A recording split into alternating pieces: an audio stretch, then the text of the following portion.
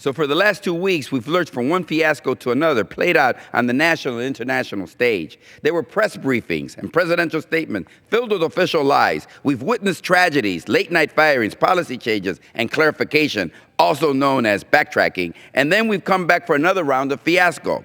We are told we will not have a National Security Council as we always have had, one with the top minds of the intelligence community and the heads of the Joint Chiefs of Staff. Nope. Instead, we'll have a Nationalist Security Council with Breitbart's Steve Bannon and his personal experience as a former Navy officer right there in the Situation Room. I'm not feeling safer already. The president has acted to criminalize immigrants and to make every immigrant an equal opportunity for deportation. Trump actually buried a requirement in his executive order to count every week the number of crimes committed by immigrants and to have the government officially tally every single week the number of Mexican rapists, criminals, and drug dealers, the one Donald Trump has been talking about since he launched his campaign. But, interesting, by law, the federal government and the Centers for Disease Control and Prevention cannot conduct research into how many people are killed by guns. That's outlawed. And how we can prevent gun violence, that's outlawed. Nope, the NRA and its wholly owned subsidiary, the Republican Party, has outlawed that. But the new immigrant rate report is ripped from the headlines of Breitbart and other right-wing websites, except that now it is the basis of government policy. We are really getting a lesson in who is and who is not a criminal in this post-1984 world of newspeak. We all know that there are millions of undocumented immigrants from all over the world, but this administration keeps whipping out that Mexican thing.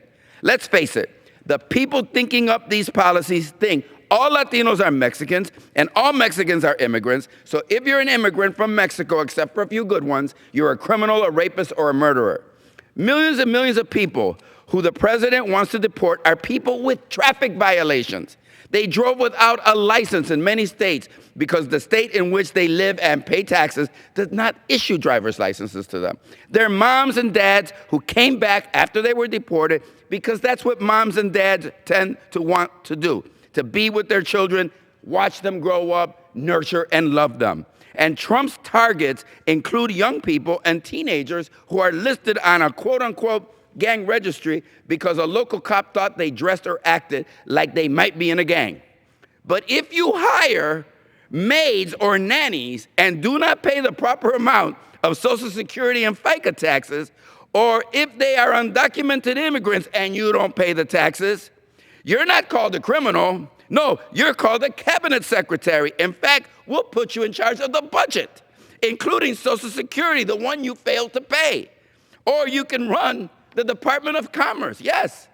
If your business engages in the shady business of foreclosing on grandmas and widows, you get to be the Secretary of Treasury. If you close down the Department of Energy, that's what you want to do, close down the Department of Energy, guess what you get to do? You get to run it. If you oppose public schools, you get to be Secretary of Education. And if you have opposed every inch of progress for civil and human rights in this country with every fiber of your being, immigrant rights, gay rights, basic civil rights for people of color, basic protections to make sure that everyone votes counts, especially, equally, in that case, guess what you get to do? You get to run the Department of Justice, the agency ultimately charged with making sure everyone gets equal protection under the law. Up is down, down is up, and it's only his first week. I feel our new president has some learning to do, and a lot of that learning has to do with the three branches of government, like what the executive branch should do when a federal judge tells them to stop doing something they shouldn't be doing in the first place. I think the new president has a lot to learn about the freedom of religion, the separation of church and state, and how our refugee policies work. I think the people of Chicago could teach him a lot about the Fourth Amendment and its ban on unreasonable search and seizure, and the illegality of holding immigrants in jail without a warrant.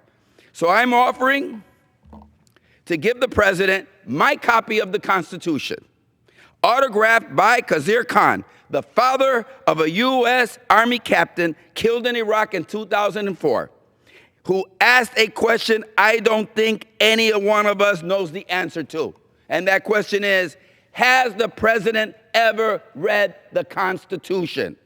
I'm proud I'll be standing with Mr. Khan and other leaders of different faiths later today at a press conference on the actions taken by our new dear leader. We can all see through the emperor's new clothes and his Chinese-made tie, and the view isn't pretty, Mr. Speaker. The chair recognizes the